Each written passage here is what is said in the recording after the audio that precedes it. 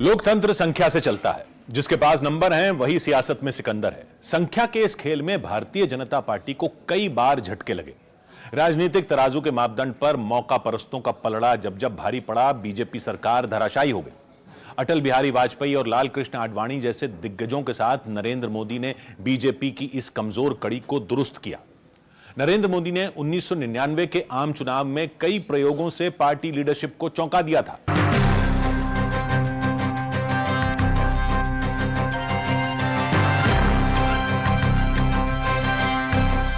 साल 1996। सत्ता का खेल तो चलेगा, सरकारें आएंगी जाएंगी, पार्टियां बनेगी बिगड़ेंगी, मगर ये देश रहना चाहिए। इस देश का लोकतंत्र अमर रहना चाहिए। 13 दिन पहले प्रधानमंत्री बने अटल बिहारी वाजपेयी अपने इस्तीफे से पहले भाषण दे रहे थे। देश पहली बार टीवी पर संसद के सियासी घमासान का साक्षी बन रहा था। अटल जी ने जाते जाते कहा कि अगली सरकार बनेगी जरूर, लेकिन चलेगी नहीं। हमें छोड़कर सत्ता बनाना चाहते हैं और आप समझते हैं कि वो सरकार टिकाऊ होगी। मुझे तो उसके टिकने के लक्षण नहीं दिखाई देते। 1996 में पहली बार सांप्रदायिक और धर्मनिरपेक्ष ताकतों के नाम पर मोर्चाबंदी हुई और संयुक्त मोर्चे यानी यूनाइटेड फ्रंट की सरकार का जन्म हुआ। 1 जून 1996 को एचडी देवेगौड़ा ने प्रधानमंत्री पद की शपथ ली, लेकिन 10 महीने 11 दिन बाद उन्हें भी इस्तीफा देने पर मजबूर होना पड़ा। देवेगौड़ा की जगह प्रधानमंत्री बने इंद्र कुमार गुजराल। इंद्र कुमार गुजराल 1 साल का कार्यकाल भी पूरा नहीं कर पाए। इसके बाद 1998 में 12वीं लोकसभा की चुनावी बाजी बीजेपी के नाम रही। 13 दिन के बाद अटल बिहारी वाजपेयी एक बार फिर 13 महीने की सरकार के मुखिया बने। 1 वोट से अटल जी की सरकार फिर गिर गई। हम संख्या बल के सामने सर झुकाते हैं।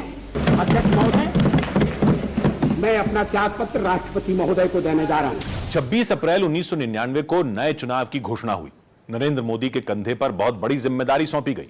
5 राज्यों में उन्हें बीजेपी को जीत दिलाने का मिशन मिला था। ये राज्य थे हरियाणा, हिमाचल प्रदेश, पंजाब, जम्मू कश्मीर और केंद्र शासित प्रदेश चंडीगढ़। नरेंद्र मोदी की करिश्माई चुनावी रणनीति ने विरोधियों को हतप्रभ कर दिया था। अटल जी की सरकार, देश को मजबूत आधार, विकास की बात अटल के साथ।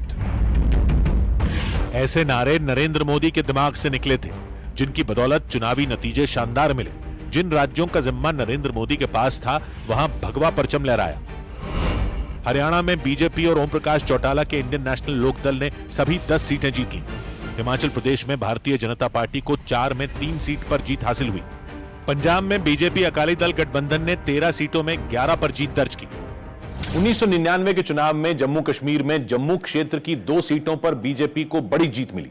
वहीं कांग्रेस का गढ़ मानी जाने वाली चंडीगढ़ सीट पर बीजेपी को हार का सामना करना पड़ा, लेकिन नरेंद्र मोदी ने निकाय स्तर पर संगठन विस्तार की बुनियाद रख दी थी।